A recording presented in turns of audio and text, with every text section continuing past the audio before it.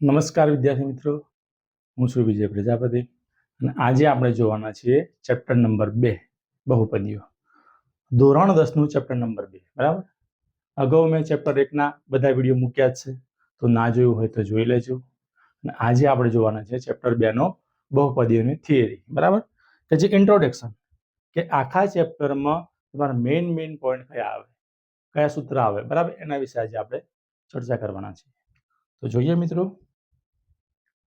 પહેલામાં પહેલું આવશે કે જે આખા ચેપ્ટર દરમિયાન જે તમારા સૂત્ર આવતા હોય, મેઇન પોઈન્ટ આવતા એના વિશે. બરાબર, તો શરૂઆત કરીએ. અને હા, કે આ ચેપ્ટરમાંથી બોર્ડની પરીક્ષામાં 6 માર્ક્સનું પૂછાય. 2 માર્ક્સના 2 દાખલા અને 2 માર્ક્સના OMR MCQ. બરાબર, અને પ્રથમ ટેસ્ટમાં 8 થી 10 માર્ક્સનું પૂછાય.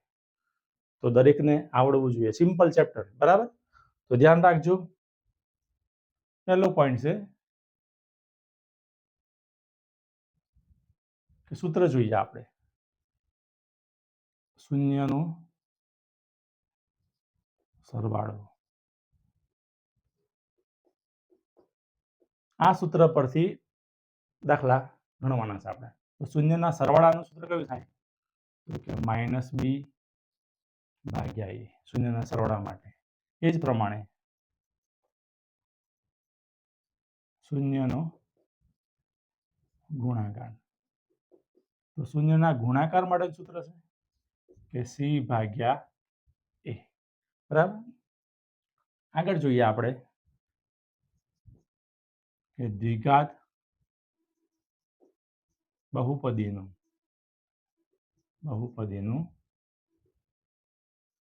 પ્રમાણિત સ્વરૂપ. કેવું? કે દ્વિઘાત બહુપદીનું પ્રમાણિત સ્વરૂપ.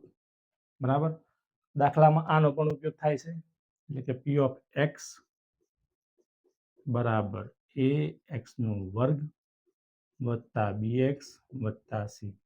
આ દ્વિઘાત બહુપદી માટે છે, એટલે કે ax નો વર્ગ પછી x વાળું પદને અચળ પદ. બરાબર, એ જ પ્રમાણે છે ત્રિઘાત બહુપદી, કે ત્રિઘાત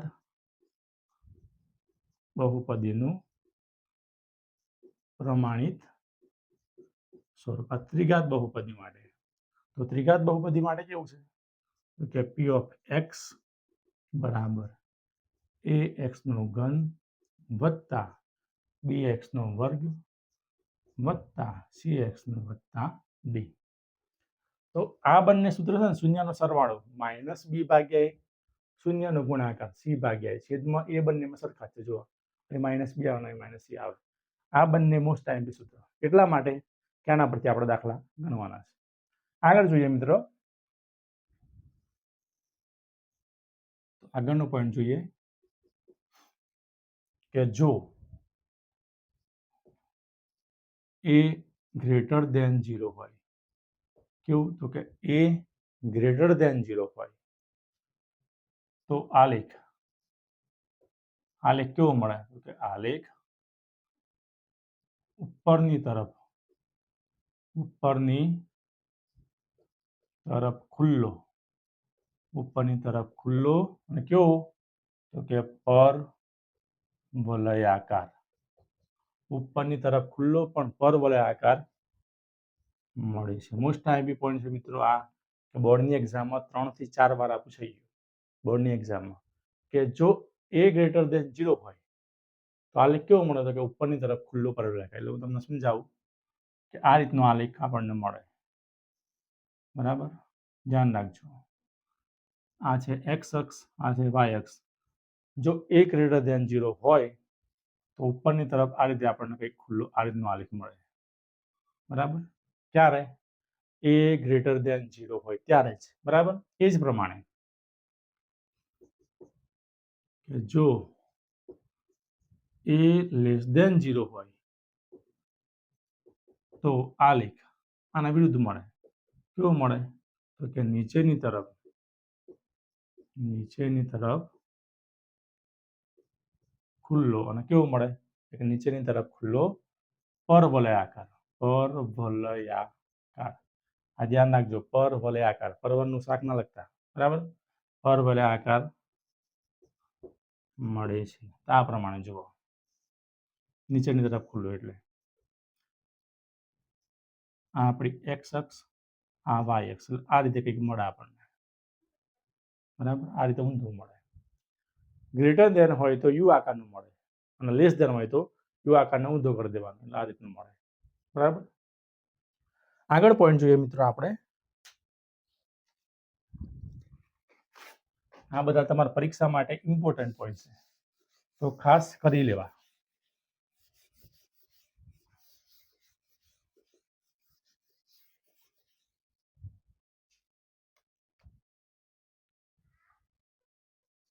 આગળનું પોઈન્ટ કે આપેલ બહુપદીમાં સૌથી મોટી ઘાતને બહુપદીની ઘાત કહે છે. બહુપદીની ઘાત કહી શકે. આપેલ બહુપદીમાં સૌથી મોટી ઘાત. ઉદાહરણ તરીકે લખીએ આપણે તો કે 2x3 માઇનસ 4x10 વત્તા 5x ઓછા 4. આ ઉદાહરણ તરીકે આપણે લખ્યું છે. તો આપેલ બહુપદીમાં જે સૌથી મોટી ઘાત હોય ને એને શું કહેવાય કે બહુપદીની ઘાત. તો બહુપદીની ઘાત કઈ મળી આપણને? તો કે બહુપદીની ઘાત થાય 10. સૌથી મોટી ઘાત આપણે બહુપદીની ઘાત કહેવાય. પછી આલેખ વિશે જોઈએ તો કે સુરેખ બહુપદીનો આલેખ. સુરેખ બહુપદીનો આલેખ કેવો મળે? તો કે સુરેખ બહુપદીનો આલેખ મળે છે રેખા મળે. કેવો મળે છે? ધ્યાન રાખજો હો, કેમ કે બોર્ડની એક્ઝામમાં, તમારા ફર્સ્ટ એક્ઝામમાં, ગમે તે દરેક એક્ઝામમાં આનામાંથી જ કોઈ અમારા આવશે શોર્ટ ક્વેશ્ચન, તો ખાસ આવડવા જોઈએ તમને, બરાબર. તો સુરેખ બહુપદીનો આલેખ કેવો મળે? કે રેખા મળે છે. આગળ દ્વિઘાત બહુપદીનો આલેખ. દ્વિઘાત બહુપદીનો આલેખ કેવો મળે? તો કે પરવલયાકાર મળે. કેવો મળે છે? તો કે પરવલયાકાર મળે છે. આગળ શૂન્ય વિશે વાત કરીએ આપણે. તો સુરેખ બહુપદીને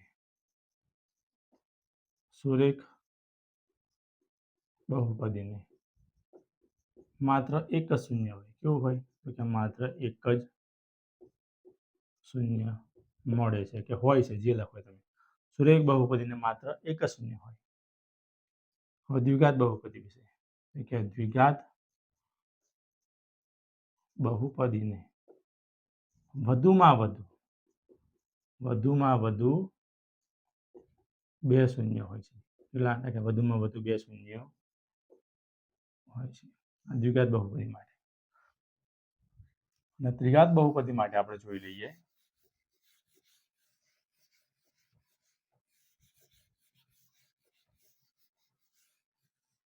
ત્રિઘાત બહુપદી માટે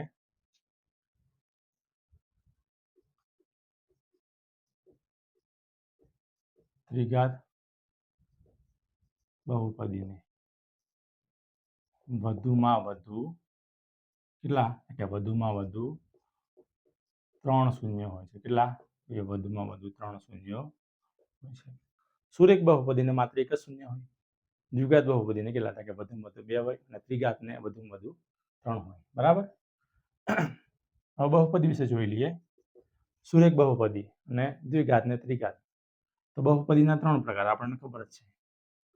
કે બહુપદીના કેટલા પ્રકાર? કે બહુપદીના 3 પ્રકાર છે. તો કયા કયા 3 પ્રકાર? તો કે પહેલું છે કે સુરેખ બહુપદી. કઈ? સુરેખ. તો સુરેખ બહુપદી કોણ કહેવાય? સુરેખ બહુપદી કોને કહેવાય? તો એક ઘાત વાળી બહુપદીને સુરેખ બહુપદી કહેવાય, બરાબર. કોને કહેવાય? તો કે એક ઘાત વાળી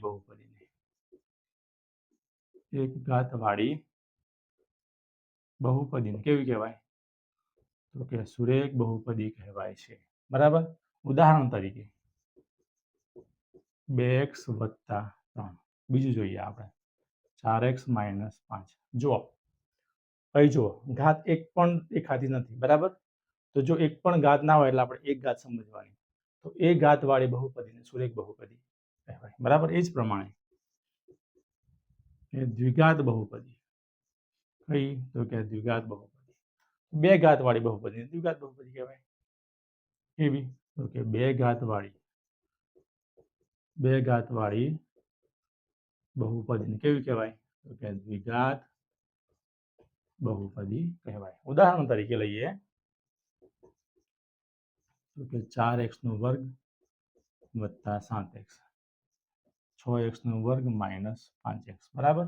આ કેવી થઈ? તો જુઓ, આની ઘાત જુઓ તો કે બે ઘાત, આની ઘાત પણ બે ઘાત, એટલે કે બે ઘાત વાળી જે બહુપદી હોય એને દ્વિઘાત બહુપદી કહેવાય, બરાબર. એ જ પ્રમાણે ત્રિઘાત બહુપદી, એ જ પ્રમાણે કહ્યું તો કે ત્રિઘાત બહુપદી કોને કહેવાય? તો ત્રણ ઘાત વાળી બહુપદીને ત્રિઘાત બહુપદી કહેવાય. આવડે ને? બરાબર. તો જોઈ લઈએ મિત્રો આપણે કે ત્રિઘાત બહુપદી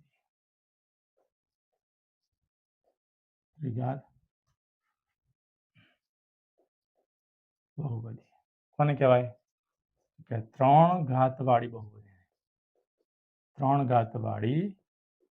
બહુપદીને કેવી કહેવાય? તો કે ત્રિઘાત બહુપદી કહેવાય છે, બરાબર. ઉદાહરણ તરીકે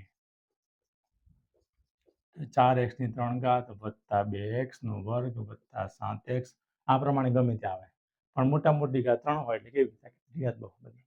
સુરેખ બહુપદીની ઘાત 1 હોય, દ્વિઘાત બહુપદીની ઘાત 2 હોય અને ત્રિઘાત બહુપદીની ઘાત 3 હોય, બરાબર.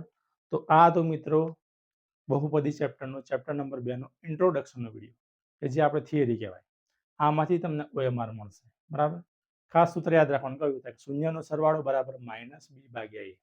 આ સૂત્ર પરથી આપણે પહેલા 6 દાખલા ગણવાના. બીજું, શૂન્યનો ગુણાકાર c ભાગ્યા a. દ્વિઘાત બહુપદીનું પ્રમાણિત સ્વરૂપ કહ્યું છે કે p of x બરાબર ax² વત્તા bx વત્તા c. એ જ પ્રમાણે ત્રિઘાત બહુપદીનું પ્રમાણિત સ્વરૂપ ax³ વત્તા bx² વત્તા cx વત્તા d, બરાબર. તો મળીએ મિત્રો નેક્સ્ટ વિડીયોમાં 2.1 સાથે. Thank you.